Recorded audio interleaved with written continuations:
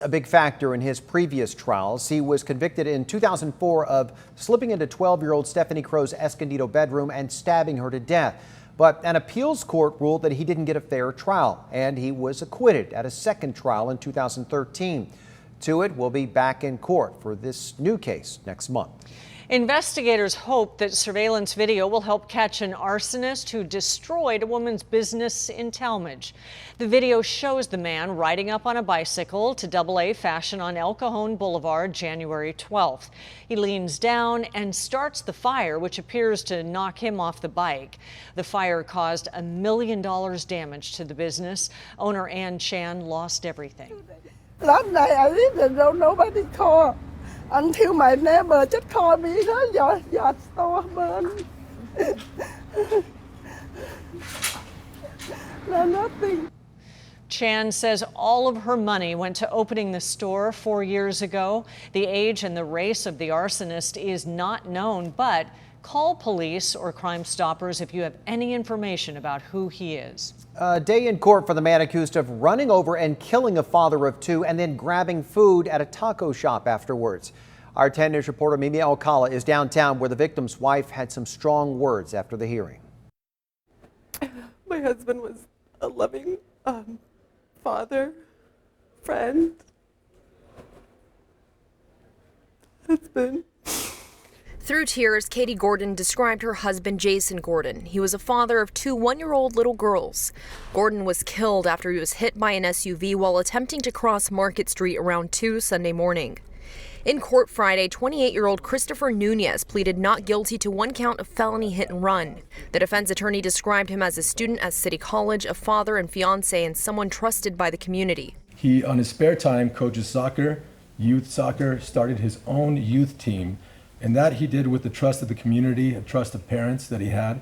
But the prosecutor described a different man. She says Nunez ran over Gordon going 55 miles per hour, dragged him through an intersection, then left the scene in his SUV. There's no way this individual did not know that he struck a human being. Nunez then allegedly went to a taco shop on Broadway and 25th. He can be seen on surveillance, casually ordering food, getting his order, going back to his vehicle. When he attempted to leave the parking lot, he hit another vehicle 3 separate times. Gordon's wife wanted to address the judge, but it wasn't allowed. Here's what she hoped to share with him. I felt that if my husband couldn't come home to his wife and 2 daughters, that this person didn't deserve that either.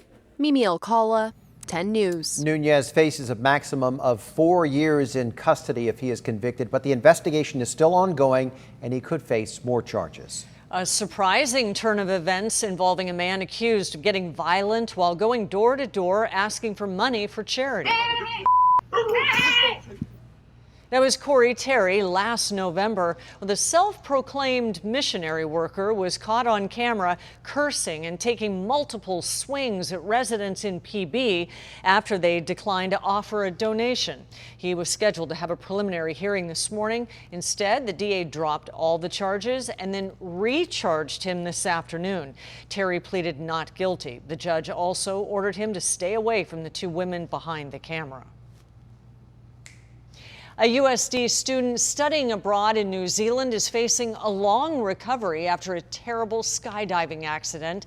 10 News reporter Michael Chen shows how she's defying the odds. The nerves that Kate Morris felt weren't shared 2 weeks ago by her friend Beatrice Martinez Martin. The 2 USD students were a week into a 3-week study abroad program before deciding to do something not sanctioned by the school: skydiving. The scenery is just gorgeous, and I figured if I was going to do something crazy, I might as well just do it now. Martinez went first with an instructor. Morris was next with her own tandem. So cool! Oh my god! Morris was the first to land, gently gliding to the ground. That was insane. But the smiles would soon go away Her guide screamed when they hit the ground. as Martinez came in for her landing. But at the very end, there was just like a gust of wind that made the parachute go up, and then we just landed down super hard. And I was just kind of like at that point, like gasping for like help because it knocked the wind out of me. Unlike Morris, Martinez slammed into the ground on her backside. Martinez and her tandem rushed to a hospital, each with a fracture in the spine. Martinez shattered her L3 segment. Pieces of bone touched her spinal cord. Her doctors in disbelief. Very much in shock that I wasn't paralyzed, and I mean, it was just, something was on my side. After a long surgery, Martinez still faces weeks of recovery in New Zealand before she can head home, where many months of physical therapy await. But she is expected to make a full recovery, and the grateful Martinez already making plans for another skydive. Maybe not in the next couple of years, but I will do it down the line again. Michael Chen, 10 News. New Zealand's healthcare system is covering her medical costs, but Martinez will face expenses when she returns home. We have a link to her GoFundMe page on 10news.com. San Diego's unemployment rate remains at a near 20-year low. The jobless rate in the county was 2.8% last month. San Diego County added 34,800 jobs in 2019 and had the fastest job growth in Southern California. Statewide, California's unemployment rate held firm last month at 3.9%. Some refinery problems may be keeping gas prices from dropping. Regular in San Diego is now averaging about $3.57 tonight. That's virtually unchanged from a week ago. Gas typically drops at this time of year, but the Auto Club says there is flaring at 2 LA refineries. That's an indication of breakdowns, which means prices may not be going down. The dismantling of the San Onofre power plant will begin next month. Well, this week, SoCal Edison mailed 30-day notices to people within a 5-mile radius of the plant. The process will include removing buildings, containment domes, and other above-ground structures. San Onofre shut down in 2012 after a small leak was discovered. The entire teardown is expected to take about 8 years. An outrage is growing over a community golf course being torn up by a developer. This is an attack. This is an apocalypse that they have done to this golf course. The promise neighbors say they've been given that isn't enough. Plus, an iconic North County store that's synonymous with Christmas is closing for good. And mild weather will continue above normal for next week. I'll pinpoint what to expect. And then tonight on 10 News at 11, fancy parties pushing Botox, but there are dangers. From the drug's purity to placement of the injections, Team 10 investigates the serious risks as more Botox parties pop up. This is an apocalypse that they have done to this golf course. Outrage in University City after a developer tore up a community golf course and the beloved habitat around it. Our 10 News reporter John Horn explains why neighbors say even the promise to replant and rebuild is not enough. The building back there used to be the office for the golf course.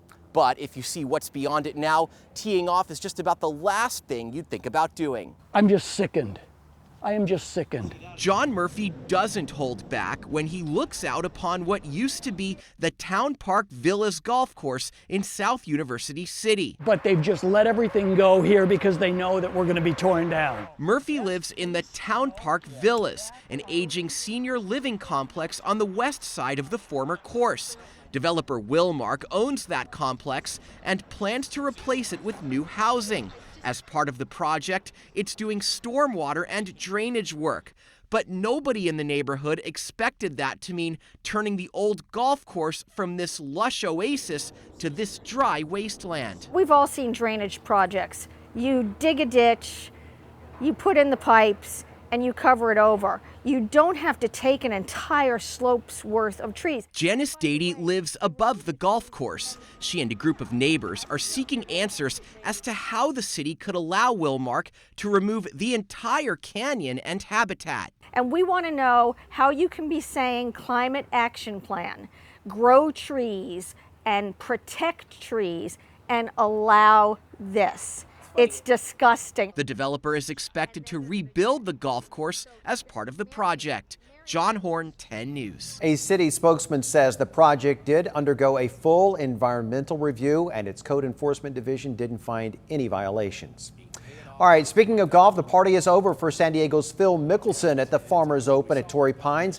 Phil missed the cut today and finished at 1 over par, but this guy, Tiger Woods, he is still in the hunt. He goes into the third round 6 shots behind front-runner Ryan Palmer.